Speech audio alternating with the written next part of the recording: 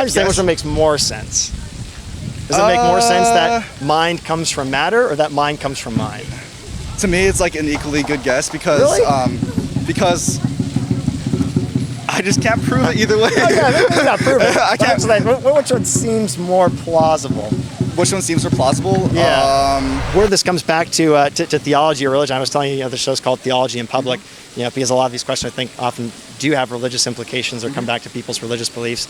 Right now in the West, kind of probably the two biggest ways that people, the two most legit ways that people have for making sense of the world would be naturalism, right?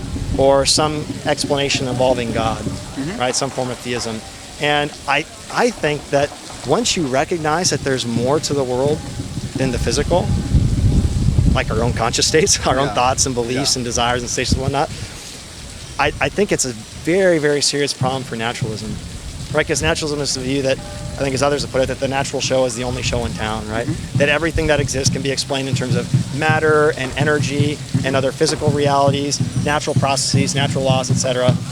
And the story of the universe that you get is basically matter in the beginning, becoming more complicated chunks of matter and more complicated chunks of matter over time, right? Yeah.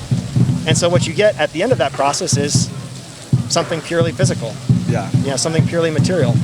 There's no room really for something non-physical, non-material to come into existence. Yeah. Like consciousness. Yeah. I mean, I have some thoughts on this. Yeah. What do you say that you're making like a God of the gaps argument? Like basically anything that we can't explain to science, it must have been like something non-physical? The way that I explain that argument, it kind of would be a God of the gaps. Yeah. I was just phrasing it in terms of the two biggest options for most people here in the West are some kind of divine explanation versus naturalism. Yeah. And naturalism, I think, cannot account for the origin of consciousness and the existence of non-physical things like our conscious states. I also think it can't account for the correlation between these conscious states and our physical states. Like if you think about that, how is it that these non-physical states, our thoughts and our beliefs and stuff, correlates with our physical states? Like how are they possibly connected, right? Yeah. So those are the two things you have to explain. How do these exist to begin with? And then why are they correlated in such a precise and consistent way?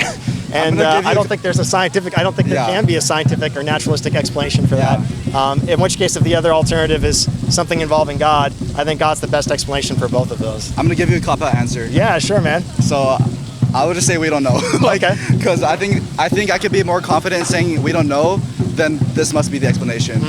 I mean, I'm agnostic myself, right? So for me, like I just said, I feel like to assert that it has to be God, that takes a bigger leap of faith than for me to say, well, we don't know yet. Yeah. And for me, I'm more comfortable just thinking that it's something that we don't know yet, and I feel fine being unconfident in it. I know a lot of people, they want to have an answer. They need an answer to things, but for me, I'd rather be confident than assured.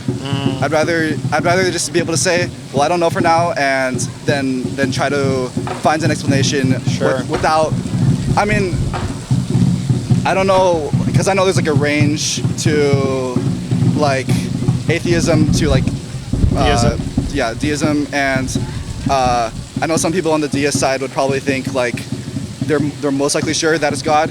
Some people on the atheism side think it's like most likely sure that it's naturalism, and for me it's like I might be like 45% naturalist, maybe 49% naturalist, where it's like, just based off what I know right now, I'm more convinced that I'm more leaning towards naturalism, but I'm not gonna be like take a hard stance. Gotcha. I know it's kind of like a cop-out answer. It's no, it's not a cop-out. I have a lot of respect there. You're just being honest. You're saying I can't really say I have compelling evidence either way. Like I'm kind of confident that the natural world's all that naturalism is true, but I'm not 100% sure about that. Right? It's hard for me to take a hard stance on this. For sure. For the reasons I just gave. Yeah. Well, I'm curious what you would think of this, man, because in the West, if those are the two options on the table for most people, the most reasonable options on the table, some form of theism, belief in God, or naturalism, would you at least agree that if non-physical things like our conscious states do exist, Yeah. that's a serious problem for naturalism? I think a lot of naturalists might take the same stance as me. I don't want to speak for everyone, all scientists right now, but like, I think they would kind of say the same thing as me, basically saying we don't know yet, and that's like I don't know if they would see it as a problem. They would admit that it's something that they can't explain yet, but that's not necessarily a problem.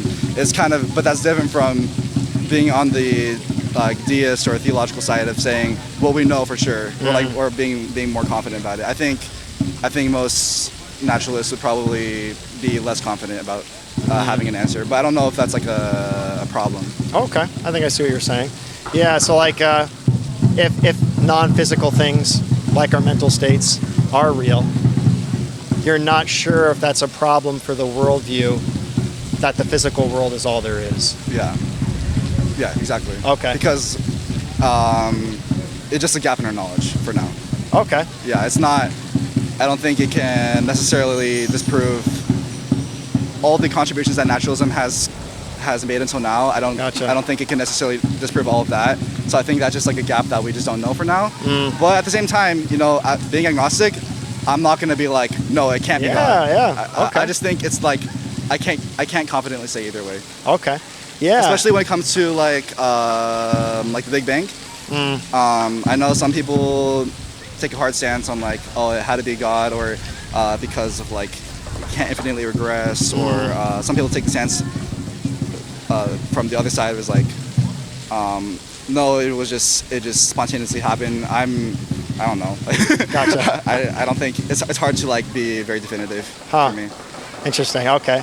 Yeah. I mean, are you able to see where I'm coming from? Where I see that non-physical things are real, like our mental states, and that seems. Wait, non-physical things are real or not? Yeah, non-physical things are real, like our mental states are physical. Oh, yeah. And so for me, it seems like if non-physical things exist, that's a serious problem for the view that the physical world is all there is, and the view that everything that exists because of something physical. It exists because of some kind of physical process, or physical objects, material objects, right? I don't think that you can explain the existence of non-physical things on a purely physical or naturalistic story of the universe. My interpretation right now is non-physical things are real insofar as we can imagine them as being real.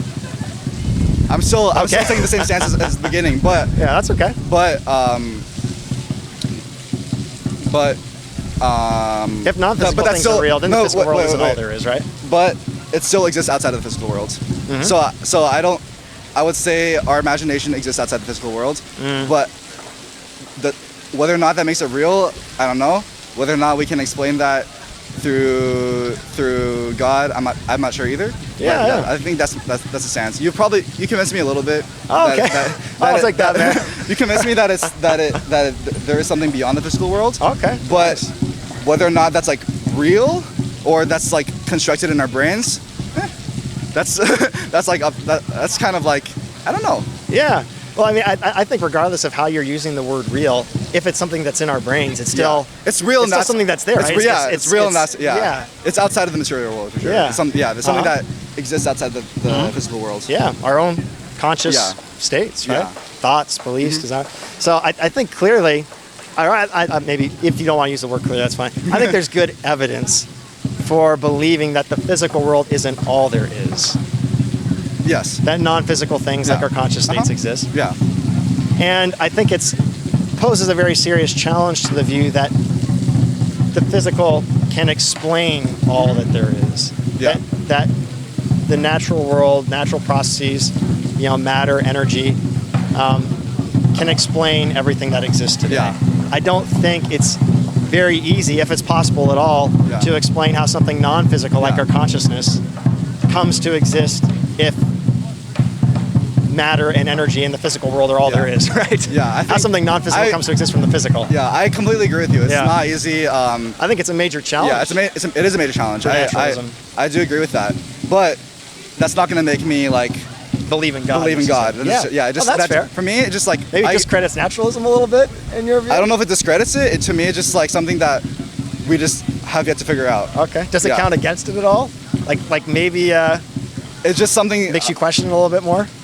Not really. Really? Because for me, naturalism isn't about claiming that we know everything.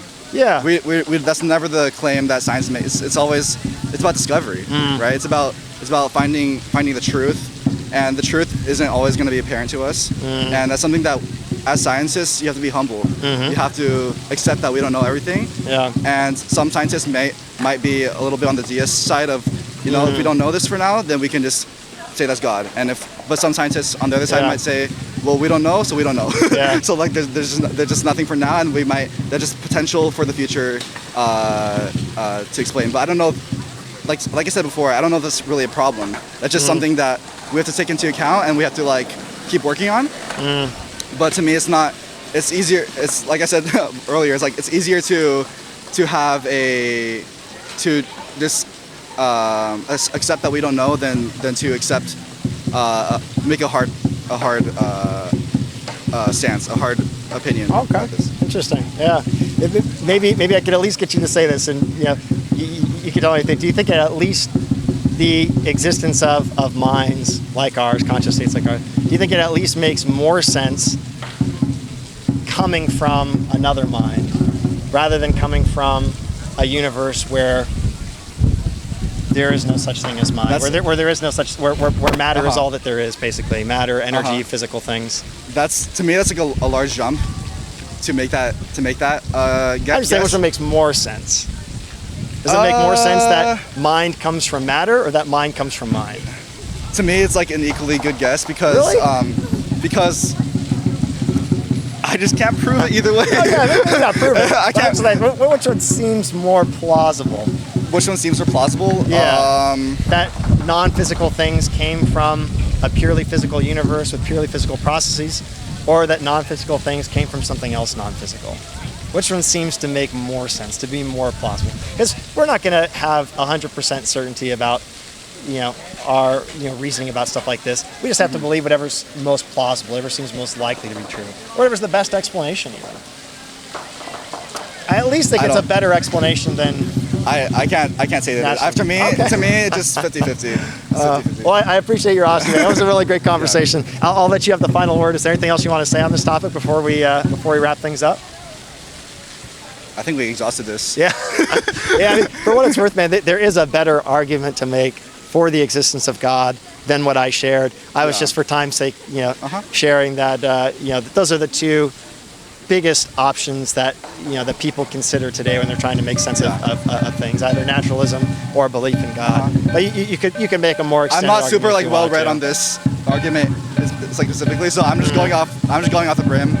That's okay. I wish I knew different perspectives of this, because I surely I'm not prepared on this. Yeah. What's your favorite argument for God? Oh man, it's tough. I'm familiar with a few. That I like, yeah. But what to you is the most convincing? Oh, I don't know if there is one that's. They're each convincing in different ways, right? I think there's some that are less convincing. Probably, yeah, I would agree with that. I don't find Pascal's wager to be that convincing. Okay, yeah. I even if I was a Christian, I wouldn't use that. I wouldn't use that either, and I am a Christian. So. Okay, yeah. So I think there's some bad ones. I think there's some that are more convincing, but I don't know. What's your favorite? Yeah, I mean, I don't know. I honestly don't know if I have a favorite. I think different arguments are useful for different things and are compelling in different ways. Okay. But yeah, I mean, the argument from consciousness, I would have to. I haven't really spent time thinking through the best way to explain it. But it would probably go something like non-physical states, like our conscious states, are best explained by something else non-physical, rather than by matter and purely physical processes, right?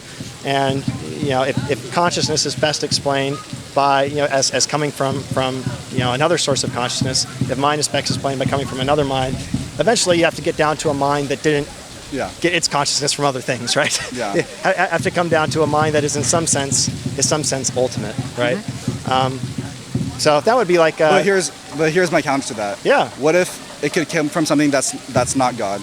You know, it could. Yeah, what if it came? What if it came from like I don't know, some mind god or something that's not like the same God that everyone thinks about. Yeah. Like what if there's something else like or like there's like a simulation theory too, that our consciousness is just like a simulation from a different universe. Like, so I feel like there's like so many different explanations that people can like guess. I do think I'm not convinced You're by definitely right simulation. about that, by the way. Lots of different explanations, Yeah, right? I'm less convinced by simulation theory. I think I would like rather believe in God than saying that. Then you're in the Matrix right now, right? Then we're just in the Matrix. Yeah. Like, No, you're definitely right. There's so many different explanations for stuff, and I think for us we just have to ask, what's the best explanation, Yeah. right? What seems the most plausible? And I think it's more plausible to believe that non-physical states don't come from physical things, that our conscious states, our mind, doesn't come from matter, that it comes from something else non-physical, that it comes from another mind. And I think that mind has to be something that's that's fundamental, that you can't get it from a purely physical world, right? Yeah. If it's non-physical, it has to come from something else non-physical, and eventually you have to get it down to something non-physical that doesn't get its existence from anything else, right? So that would be like the basic gist of it. I don't know if I'm explaining that in the most technically correct way. I get it. But yeah, that's the hard thing that's going to convince me is I'm really okay with not having explanations for things.